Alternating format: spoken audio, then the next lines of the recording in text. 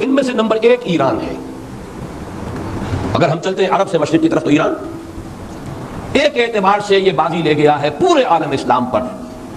ان کے مذہبی عقائد، ان کی فقہ سے ہمیں جو اختلاف ہے وہ ہے اپنی جگہ پر ہے. آپ کو معلوم ہے میرے بارے میں کسی کو اشتباہ نہیں ہو سکتا اس اعتبار سے.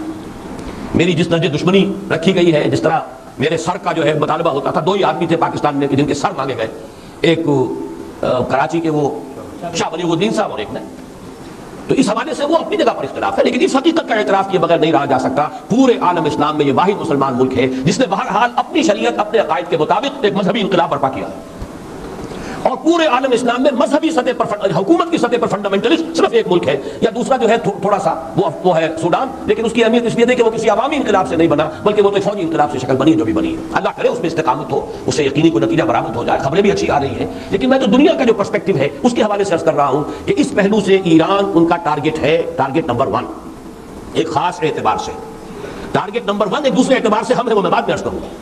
چونکہ حکومت کی سطح پر فنڈامنٹلزم ہے اور وہ آیا ہے ایک عوامی انقلاب کے نتیجے میں.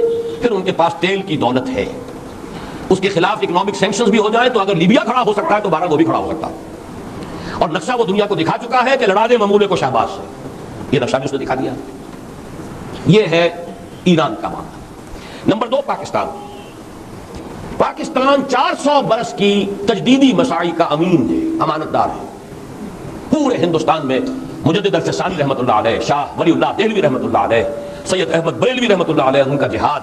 پھر اس 20ویں صدی عیسوی میں یا 14ویں صدی ہجری میں علامہ اقبال جیسا مفکر، مولانا مودودی جیسا مصنف، مولانا الیاس جیسا مبلغ، شیخ الہند جیسا مجاہد حریت. پورے عالم اسلام میں ان کا پیرلل کوئی موجود نہیں. یہ 400 سال کی تاریخ ہے اس کی امانت. اور اس کے نتیجے میں یہاں کے مڈل کلاس میں فنڈامنٹلزم کا ایک نیوکلیس ہے، اگرچہ حکومت کی سطح پر کوئی پیش رفت نہیں ہو سکی آج تک، بلکہ اب تو پسپائی ہو رہی ہے، اب پیچھے ہٹ رہے ہیں. وہ ہمارے ان سیاسی جو بھی زعماء ہیں، جو جماعتیں ہیں، ان کی غلطی اور الیکشن ہی کو واحد میدان بنا کر اس کے اندر اپنا سارا وقت، توانائی اور قوت ضائع کر دینا، یہ ہے در حقیقت جس کا کہ یہ صدا مل رہی ہے کہ اس اعتبار سے تو پسپائی کی طرف ہے معاملہ، کسی پیش رفت کی طرف نہیں ہے. لیکن باہر والے تو دیکھتے ہیں نا کہ اندر کیا کچھ مواد موجود ہے. اگر مڈل کلاس میں وہ فنڈامنٹلزم کا بارود موجود ہے تو کسی بھی وقت اس کے اندر جو ہے وہ کوئی دھماکہ ہو سکتا ہے. دوسری بات جو ان کے لیے ایک اعتبار سے ٹارگٹ نمبر 1 ہمیں بنا رہی ہے وہ ہمارا ایٹمک نو ہاؤ ہے.